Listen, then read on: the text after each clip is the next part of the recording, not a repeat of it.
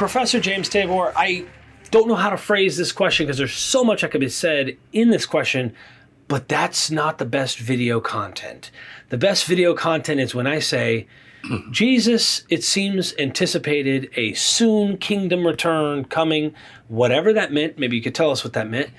Paul seems to think we who remain and are alive at his coming, whatever that means, rapture, whatever, a transformation, something had to happen, and it was supposed to break way into reality, into this world, and transform everything. I have, and I say this as a caveat, then I'll shut up. It's really good that I say this, though. I was a full preterist because I saw that Jesus said this was going to happen soon. Paul said it was going to happen soon. The book of Revelation says, write these things down which must soon take place. Yeah. And at the end, he says, these things, I'm coming quickly, blah, blah, blah. It's about to happen. Mm-hmm. It had to happen because Jesus is God in the flesh. So I couldn't get my head around that being a lie. Did it fail? And if so, how did it fail? Yeah. Well, I come at it, of course, as a historian. And the first thing I would say, I teach a course called Into the World as We Know It, picking up on REM, and also Leonard Cohen's song. And the first thing I tell my students first day is we are beginning the study of an idea in the West, apocalypticism, I'm going to call it, messianic, apocalyptic eschatology would be the full description of it. And so far, it has a 100% failure rate. And one of the things I want you to know is that that's what we're studying. We're studying when prophecy fails. This is a course in when prophecy fails. We're going to include Jesus and early Christianity. We're going to start 100 years before that because we have this wonderful library of texts called the Dead Sea Scrolls that record in detail the expectations, disappointment, and failure of an apocalyptic, messianic, eschatological group before Jesus. Some call them the Essenes. I prefer them just to call them the Dead Sea Scroll group because Essene can mean something else in Josephus and other classical sources. So I start with that in the course. I won't go into all that there, but if you want to read the main thing, it's the Habakkuk Pesher. Now, Habakkuk is a book most people have never read. It's in the Bible. It's in all Christian Bibles, whether they're Catholic or Protestant. It's in the Jewish Bible, the Hebrew Bible. A prophet, it's not very long. It's just a few chapters, 3 chapters. And in the book of Habakkuk, the end is talked about. And it says at one point, if it tarries, wait for it, it will surely come. That verse becomes the hallmark. And then it goes on to say, and the righteous one who's going to wait for it shall live by faith. Now, did you get that? That is Paul's main verse. The just shall live by faith. It's in Romans and it's in Galatians. But he translates it as, he who through faith is righteous shall live. Do you see what he did? This is the most interesting move in the New Testament. If I'm talking about the apocalypse and I say, don't give up. If it tarries, wait for it. The vision is for an appointed time. I'm quoting the whole thing. The vision is for an appointed time. If it tarries, wait for it. It will surely come. The just will live by faith. Very clear meaning. I'm a just person. I believe in God. I don't care if it took longer than I thought or even than God said. I'm going to live by faith. Meaning I'm going to believe still that it's coming. I'm not going to give up faith, okay? That's clear. Paul says, no, he who through faith is righteous shall live. Meaning, how do you get righteous? By works or faith? He pulls it out of context. It's not even apocalyptic anymore. It's telling you, Romans 3, all are sinned. You got to have the blood of Christ. You got to have the grace. You got to have forgiveness. And that's how you get righteous. But if we go back to, that's another subject. We can talk about that. But if we go back to the original apocalypticism, Habakkuk is very important. So what does the Qumran group do with that? It's a brilliant thing that they do, and how long you can make it last, I don't know. But they don't become preterists. They don't go, oh, well, actually, it actually took place, but It was in a way we didn't expect, which is the standard preterist move. Like you thought it was literal, but it's literal, but not like that literal the way you were thinking. They don't do that. They say all the time has been prolonged. Notice they say we were right. They're talking about Daniel's prophecy of 490 years, 70 weeks prophecy in Daniel 9. They said we were right, but now we passed that, and it took them a while. They said the teacher has died, and in 40 years all the men of wickedness will be destroyed. They probably went, we think the Habakkuk pasture is maybe even the 1st century. So they've gone decades, and now people are going, I don't believe the teacher came back. I bet they had preterists then that said, well, he came back. He's in our hearts right now. Or maybe they even had dates. Russell, who started, Jehovah's Witnesses aren't Russell, but Russell said Christ is going to come in 1897, and then he went to 1914. And now they would say the witnesses developed out of that. Well, he did come in 1914, but he came spiritually, secretly. So that's one move. They don't make that move in the text. What they say is all the times have been prolonged, for the mysteries of God are inexhaustible, meaning it's up to God. We thought we had the timetable right. It's still right. God doesn't fail. If it tarries, wait for it. It's tarrying for you. It's not tarrying for God. Or maybe God decided to extend the time and didn't tell you. So you still got a way of pushing it. That's what happens. But in the New Testament, until 70 AD or beyond, I would say even all the way up to Bar Kokhba, people are still holding out hope. And you quoted some of the main obvious things. The time is at hand, the axe is at the root of the tree. The night is far spent. The day is at hand, on and on and on. But the main one is Paul telling people, don't even get married. Mm-hmm. People go, oh, well, celibacy, that's good, it's more spiritual. No, he said, in view of the present distress, the time has come, those who have wives will be as those who have none. The form of this world is passing away.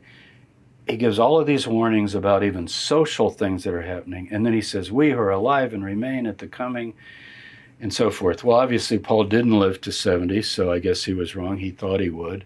I think that's what most preterist interpreters would say. But he certainly thought he was going to live.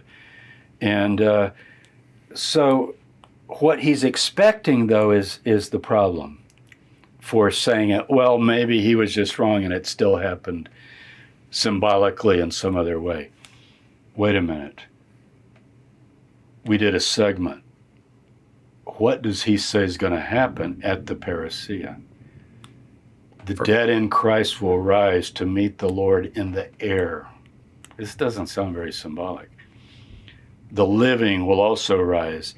They will be transformed into these glorious spirit beings. They will judge angels. They'll sit at the right hand of God. Now, if you're into, quote, spiritualizing or allegorizing, you can apply anything to the most literal statement. I'll meet you tomorrow at 3. Well, he didn't really mean meet me at 3.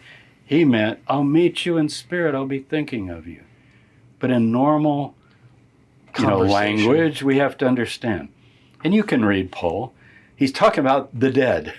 And he says they're going, You said something important there. You said, it sounds very actual, literal.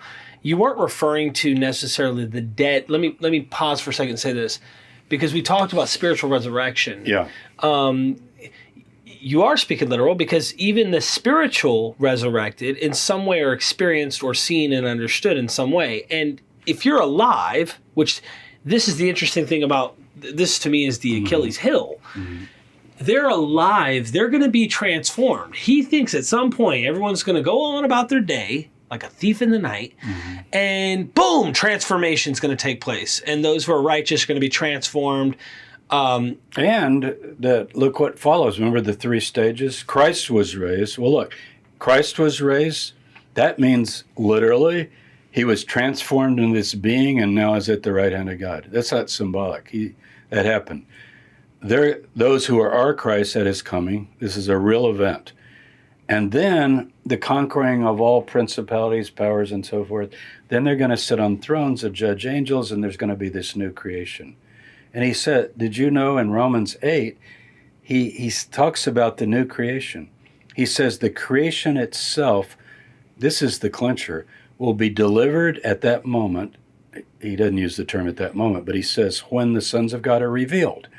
When they're revealed in glory, the glorified sons of God, the creation itself will be set free from its bondage to decay. Meaning, death itself will be abolished. Biological death. And there's a new creation now, a new heavens and a new earth. God dwells, you can put in the book of Revelation if you want here. And that's also Isaiah, that's a transformed existence that Paul believes in. No more night. Yeah, that didn't come.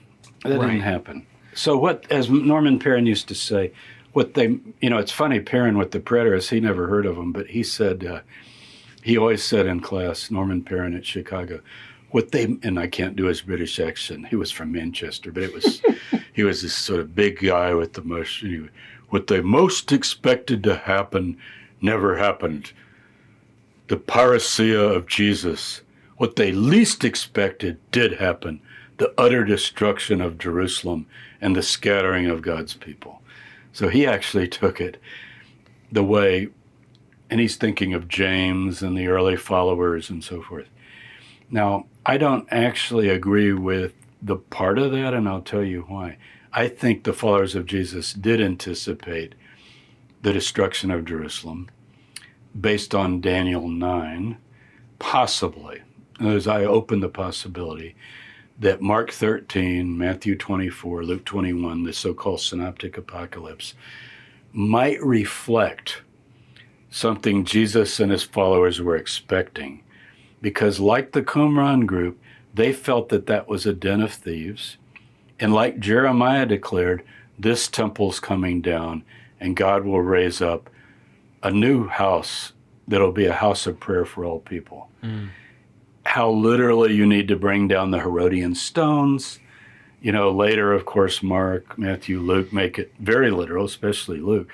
It says the armies will come, they'll surround it, they'll dismantle the whole city, and that did happen. But if you read Daniel 9 at the end of the 70 weeks, which is a 490-year period, it says the prince who is to come will destroy the city and the sanctuary. I mean, how plain could you get? If you're an apocalyptic person and you think you're at the end, and there's going to be a final evil ruler, an Antiochus-like figure, and it's also in Daniel 11. He comes into the glorious land, pitches his tents, and so forth. Is it Nero that in Revelation? But Caligula could have played a role. Caligula, Nero. It's almost like Caligula sent tremors through the whole Jewish Christian world, thinking, oh my God, this could actually happen. He sits in the temple of God, claiming to be God, and so forth. But Daniel 9 says this guy, the prince who is to come, is going to destroy the city and the sanctuary. Well, Jesus could read that. He says the time is at hand. When you say the time is at hand, Paul says the appointed time has grown very short. You never use the phrase appointed time of the end unless you're talking about Daniel.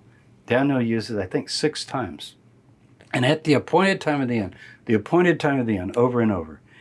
So Paul says the appointed time has grown very short, 1 Corinthians 7.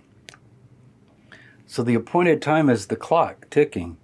And what's going to happen? It'll destroy the city and the hills.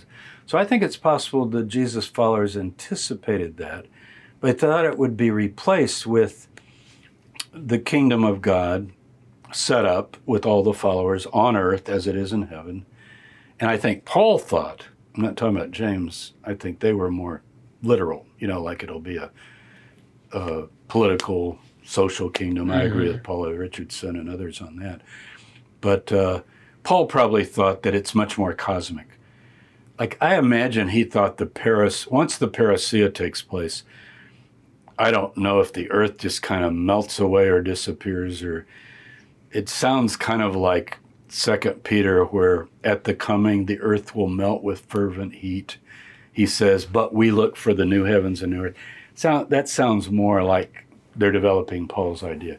because what he says about stage 3, what he calls the telos, the fullness, is he has to destroy all rule, authority, and power. That's kind of like a angel thing, the levels of angels and what's called the stoicheia, the forces of evil. They have to all be conquered, and then death itself has to be conquered. And he puts down every enemy, and then the last enemy is death, and then God is all things to all. Panta in passen, which is just like the whole universe will be just God permeated, Well, clearly that hasn't happened. Right. The ultimate. So, I mean, as I read it as a historian, yeah, prophecy failed. It's not, well, let's put it this way. The famous book, When Prophecy Fails.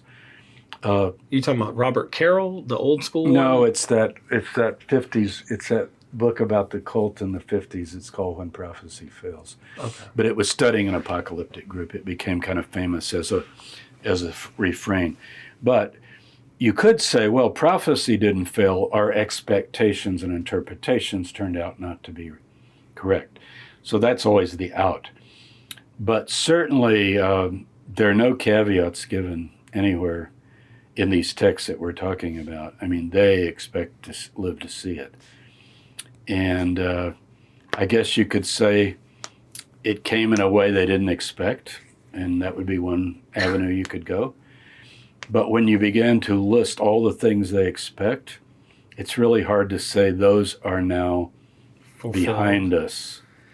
I don't think death has been destroyed.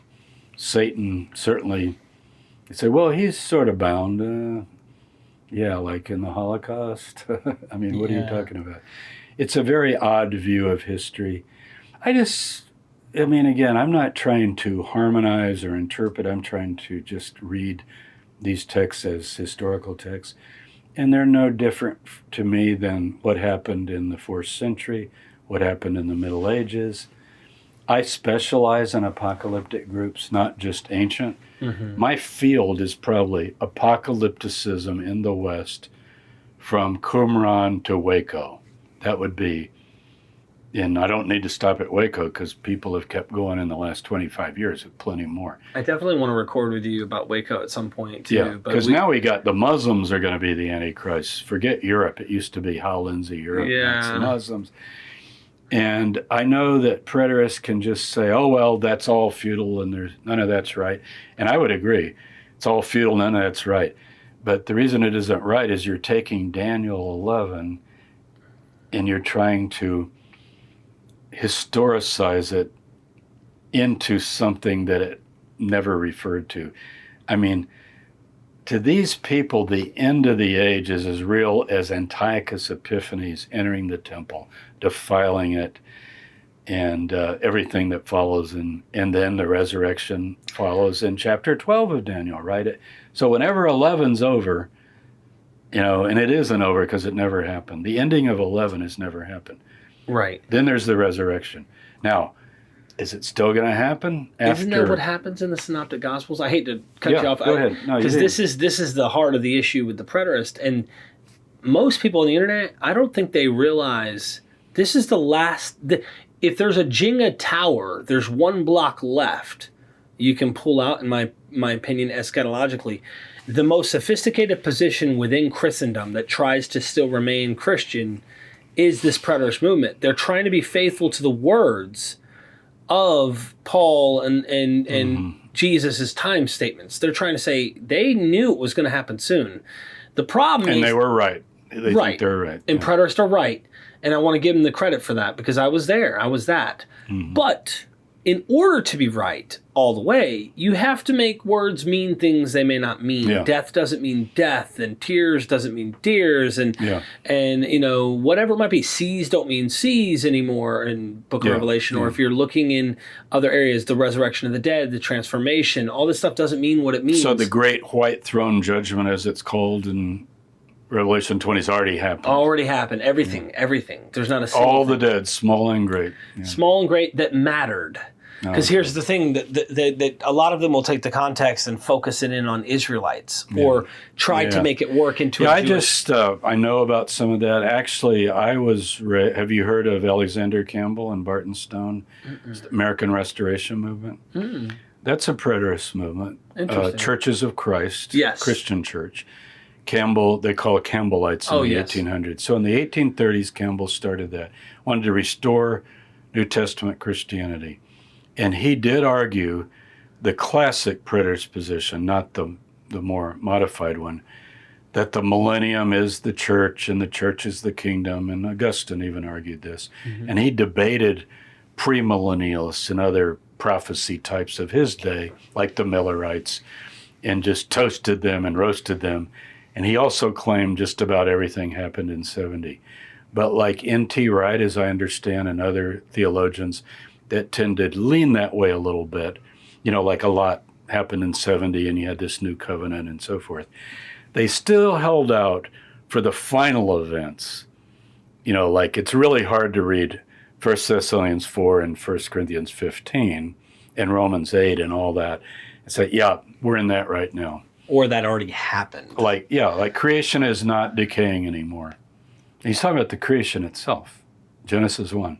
Yeah, there's no decay. And that's those leaves falling aren't really decaying. Right. They're spiritually still, and I don't want to make fun of people's ideas, but to me, it's pretty simple. And I'm not going to try to save Jesus or anybody else.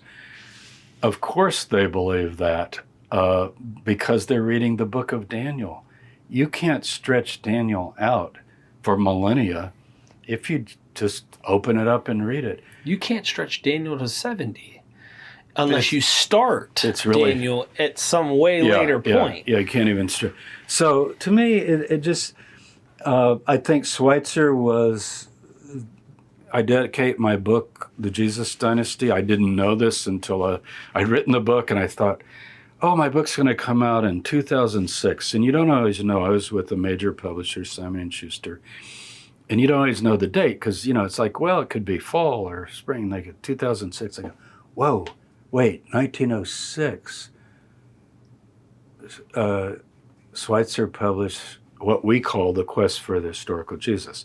In German, it was called Von Reimarus, who's the first quester, to Reda, where he stops. And so what Schweitzer's, I dedicated it to Albert Schweitzer 100 years after. So here I am writing the Jesus Dynasty 100 years after. And I could not stand in his shadow. Albert Schweitzer, in my opinion, is the greatest New Testament scholar who ever lived.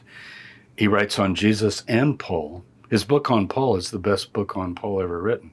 And notice, I wrote a book on Paul. It's called The Mysticism of Paul the Apostle. Unbelievable. Didn't even know about the Dead Sea Scrolls and all this stuff we know now. Boy, if he had known. So what does he do? It's absolutely brilliant. He says, and Dom Crossan does this too, John Dominic Crossan and others. These are interim ethics. They're interim ethics. And yes, they're radical as hell, and they will get you killed. So Daniel Berrigan's going to pour blood on a missile cone to stop the Vietnam War and get arrested and thrown in jail for God knows how many years, the priest. I mean, and you're going to do acts of, of resistance, and you'll go to the cross for it. These are interim ethics. It doesn't mean the end of the cosmos is coming. It means that you throw yourself, as Schweitzer put it, on the wheel of history to try to move it forward in God's way, bring the kingdom. What is the kingdom? The will of God being done on earth as it is in heaven. So you throw yourself, and this is the last page of Schweitzer. God, it almost makes me cry to think of it. He said, Jesus threw himself on the wheel of history, and it lunged back and crushed him. And he basically says, are you willing to take up those interim ethics? He's a pacifist. And, you can argue, yeah, but if somebody broke in my house and they're going to kill, look, I'm sure he could address that. But the point is, I say to you, love your enemies, turn the other cheek. Say, you can't run a world like that. He says, no, but you can destroy a world like that, as you can begin to change.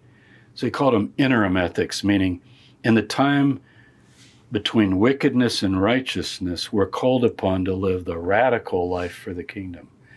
Lots of liberal, more liberal preachers, I guess you call them, or more, in some of the mainstream churches, they would say that following Jesus means finding your cross. Is it wearing yourself out for the poor? Is it speaking out for racial injustice? Is it getting yourself clobbered for this or that? That's following Jesus. And so there's a way to, you don't just say, oh, well, it didn't happen, so forget everything. Right. Because Jesus had a program of dismantling Rome. Dom is John Dominic Crossan. He has this wonderful book about, I forget the title, we could look it up, but it's one of his latest books, and it's basically about how the message of Jesus destroyed the Roman Empire and would destroy the evil empires today if we followed it. I mean, it's really powerful. It's interesting that you say that. And there's more to it than just apocalypticism, even though there's a major point that needs to be brought up about that. Yeah. So there's so much more we could be said about the kingdom and just different things that seem predictive that may not have come to pass. And maybe future episodes we could do that. But I've been getting it across the board. Scholarship seems to be, and historians all are saying the same thing. How much, do you have a minute or two on this subject? I've got 3 minutes. Okay, let me say this. Here are the strategies for I developed this in my course. The strategies for coping with the failure of prophecy, meaning the failure of your interpretation or expectations. One is to reset your date. Just like William Miller did it. Oh, well, 1883, it's 1884. Usually it's more radical than that. You go like, oh, we made a wrong calculation on the creation date or something. Now, you can do that a little bit. It's real hard to do much more than 20 years, 30 years, 40 years. So that's not a really good one. The second one is to, this order doesn't matter, just say, forget that, I was crazy, I was wrong. I'm not even going to think about that anymore. I've heard people say, don't read the book of Revelation, it'll make you crazy. Like all that stuff, beasts and horns, and none of that ever happened. So you just kind of put it on the back burner. I'm not going to think about it. So it would be marginalize it. Just I don't want to hear about Daniel and Revelation. There's all this other stuff. And a third strategy is you spiritualize it. And you start claiming that it did happen and it didn't fail. So those are the 3 strategies. And the fourth is the one I take. You just recognize that every apocalyptic movement in the West throughout, starting with Qumran is our earliest that we know of, a real apocalyptic movement. They've all failed. And it's not a good track record to put your bets on that the world is going to end in some cataclysmic way with something coming out of the sky and all this stuff. Most likely it'll end the way science tells us. Look at the sun, look at the solar system. And for all of us, it'll end when we die. Thank you.